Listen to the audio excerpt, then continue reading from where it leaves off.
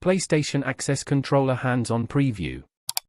As a physically disabled person, you spend much of your life using adaptive equipment. In my case, my adventure with my walker started at the age of 3 after a diagnosis of cerebral palsy, and later in life, my collection expanded to include wheelchairs and crutches. These devices have their learning curves, but due to the pure nature of human adaptability, they become an extension of our bodies. Our highly customizable tool of independence and defense, a way to say to the world, I am here. Hear me roar. I've always felt that an adaptive controller when I game has to be the same way, a highly customizable tool that takes at most a few minutes to learn the basics of and then a few hours of practice to find your rhythm. However, nothing like that ever existed in the adaptive controller space for me until the PlayStation Access Controller, which I recently got to test at an event at Sony HQ. Let's talk hardware. The Access Controller is a kit with a base setup of 8 buttons in a circle, with a button on a touchpad surface in the middle. Outside the circle is a joystick with adjustable length, at the base of which lie the PlayStation and profile buttons. It comes with 3 sets of button plate types to customize the controller, the first being a similar shape to the R2 and L2 buttons on the DualSense.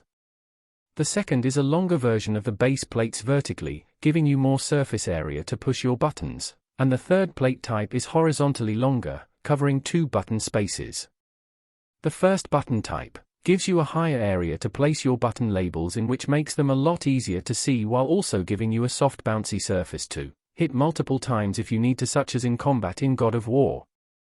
The other 2 button types are great for people who have limited hand dexterity or game using different parts of their bodies, giving them plenty of space to push their button of choice.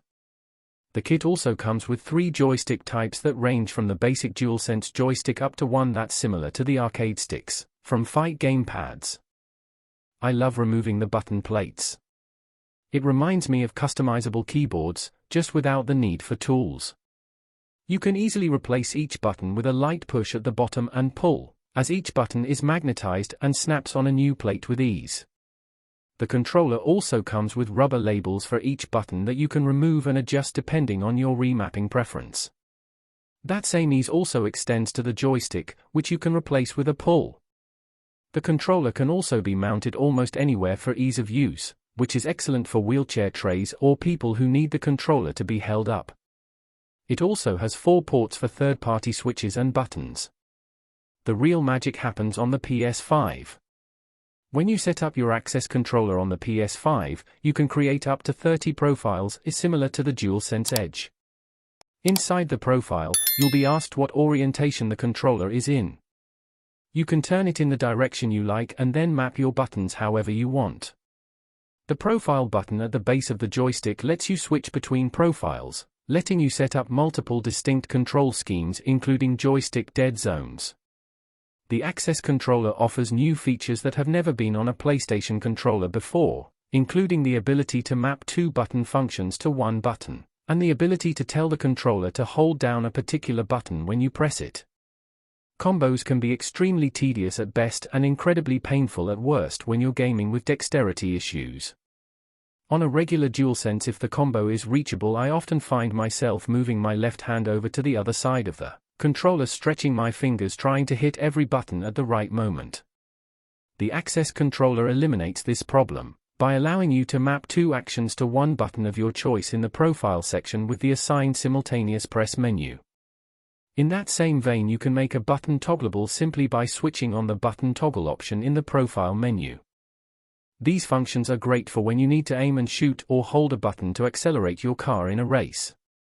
In my demo, I played Gran Turismo 7 and used the button hold function to accelerate my car with 1 press instead of having to hold a button, and in God of War Ragnarok I mapped Kratos' Rage combo to the middle button pad. I also used the function in Street Fighter for combos. Gone are the days of pressing L3 and R3 to activate that special move. Map that combo to 1 button and save yourself some hand pain, friends. Mix and match controllers. The Access Controller can be used alongside another Access Controller or a DualSense. I gravitated towards a combination of using my Access Controller for combat and character movement, and using my DualSense for camera movement. Alternatively, if you find yourself playing with friends or family, they can seamlessly pick up the DualSense and play with you without any lag between your inputs. This adds an element of ease if you're stuck and need help. Ingenuity wins again. I'll honestly say that when PlayStation first announced this project, my expectations were low.